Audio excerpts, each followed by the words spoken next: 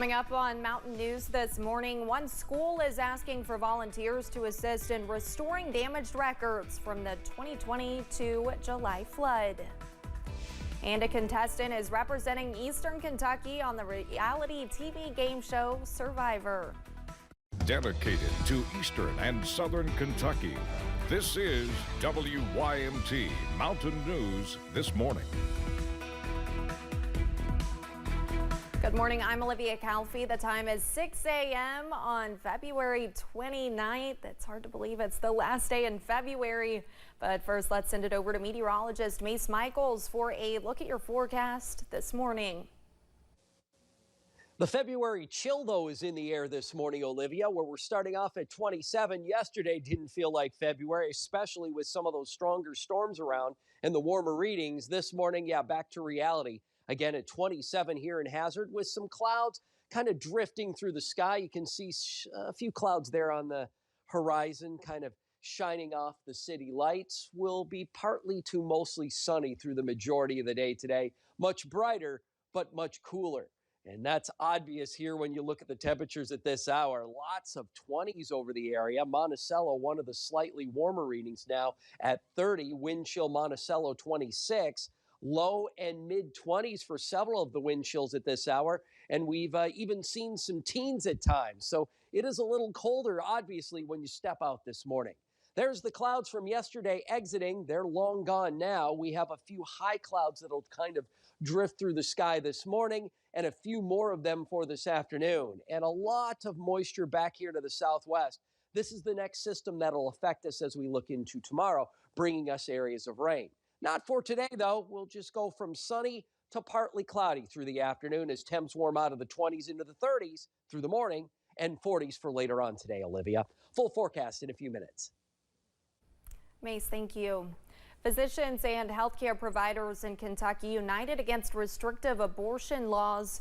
Wednesday morning, more than 280 doctors presented a collective call at the Capitol, opposing laws for impending reproductive rights and risking the health of pregnant women. A current medical student mentioned the impact the laws have on students' decisions to practice medicine in the state, which could also impact more doctors coming into Kentucky. Almost 60% of medical students surveyed have stated that they would not pursue residency training in a state that has abortion bans like the ones that Kentucky has.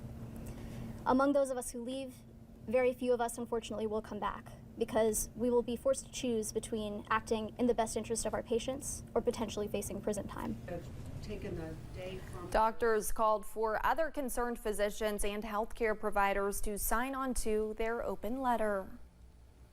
The July 2022 flood damaged several materials archived by the Hindman Settlement School. Staff are now working to clean those materials. WYMT's Chandler Wilcox tells us about the cleaning process and how community members can help. Several materials have been in freezers. Staff hope that will prevent further damage from happening. So what happens was when you put them in the freezer, it stops that growth, it kills bacteria. After more than a year of freezing materials, the restoration process has begun. Start taking things out of the freezer, drying them and cleaning them. As you can see here, we have a bunch of stuff, and sometimes it takes days, sometimes even weeks to dry fully. The archives include materials showing decades of history in the mountains and beyond.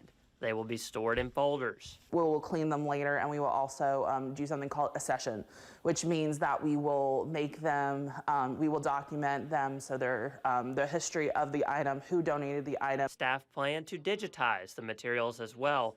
They are asking for volunteers to help along the way. Volunteers really can do anything that I'm doing. Like, we'll provide training, PPE.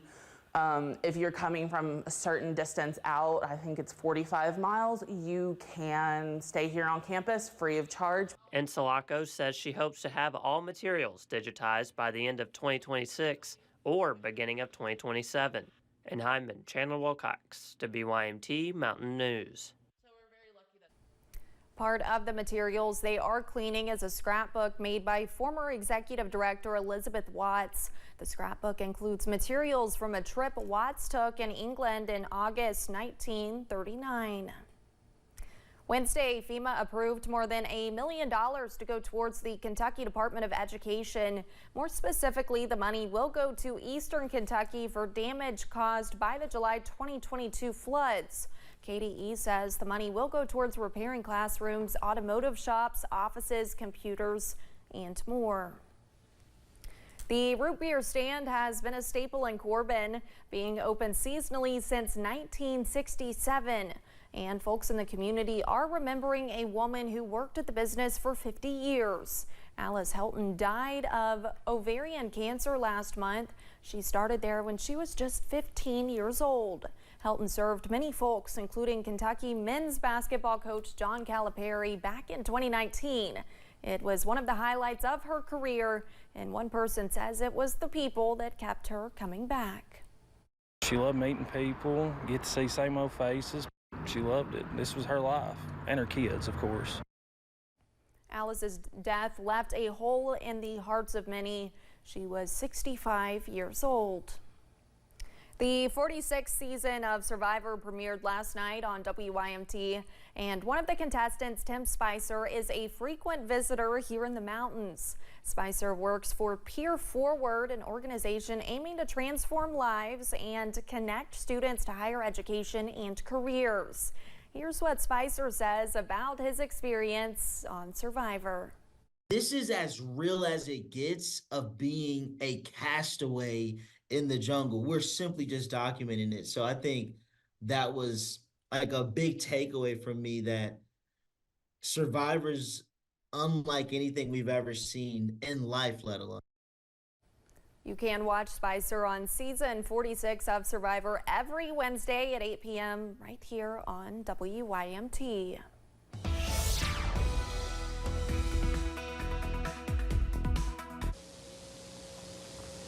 Definitely colder in the area this morning, but much drier. Our temperature in Moorhead starting off at 25 degrees.